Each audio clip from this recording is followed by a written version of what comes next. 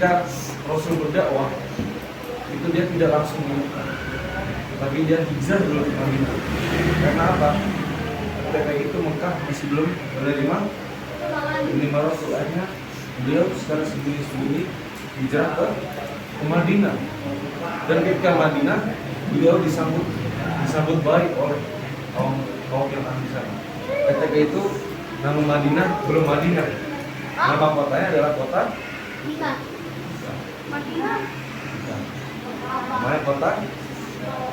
namanya namanya adalah kota Yastrib.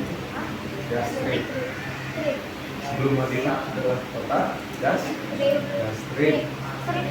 Akhirnya beliau di sana diterima. Ketika itu disambut dengan hadroh. Ada yang tahu selawatnya apa? Hah?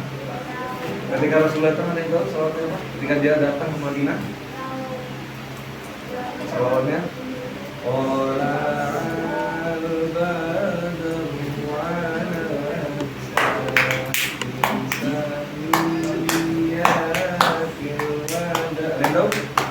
tahu ya?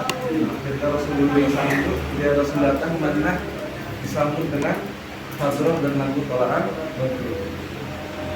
Lalu sering berjalan waktu, akhirnya umat Islam yang ada di Madinah meluas dengan dakwah Rasul. Akhirnya beliau membangun sebuah masjid yang bernama Masjid di kota besarnya ada dua, ada Masjidil Haram dan Masjid Nabawi. Nabawi ini berada di kota Madinah. Kalau Masjidil Haram berada di kota Mekah. Masjidil Haram, Nabawi. Yaitu apakah Rasul menyuruh umatnya, ya Nabi bangun masjid cepat, bangun. Jangan bangun ketika ini cepat.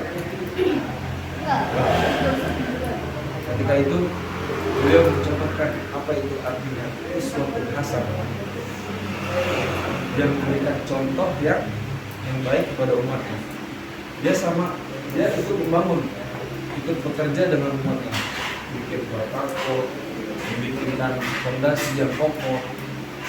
Jadi Rasul itu nggak hanya menyuruh, tapi mencontohkan. Ini salah satu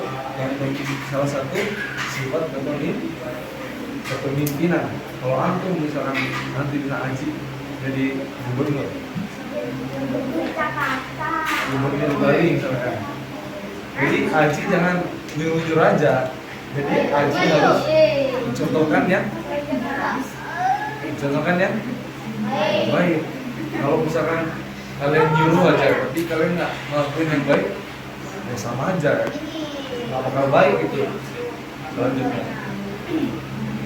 Akhirnya setelah beliau berdakwah selama 10 tahun, akhirnya beliau melaksanakan haji wada. Apa itu haji wada? Haji wada itu adalah haji pertama dan terakhir Rasulullah. Jadi beliau mencontohkan haji pertama, dan itu adalah haji yang terakhir Rasul. Itu pada tahun 10. Pada tahun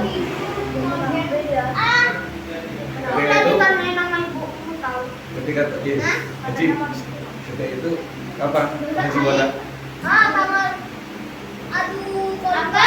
Kapan haji wada? Haji wada itu pada tahun 10 Hijriah. Akhirnya setelah akhirnya kelamaan akhirnya beliau mulai mengalami sakit. Ketika itu di sebelum hari wafat Rasul, dia memanggil umat. Lalu sebelum ajalnya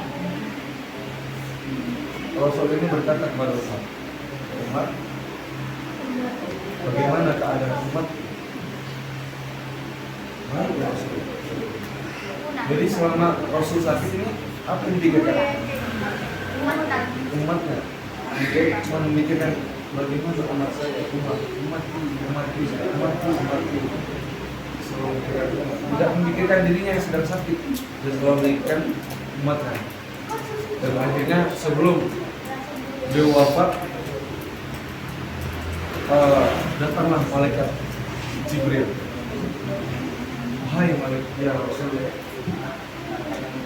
malaikat Israil ingin izin untuk mengambil ajalnya. Ajal yang muanya Rasul. Lalu Muhammad bertanya, apakah dia selama mengambil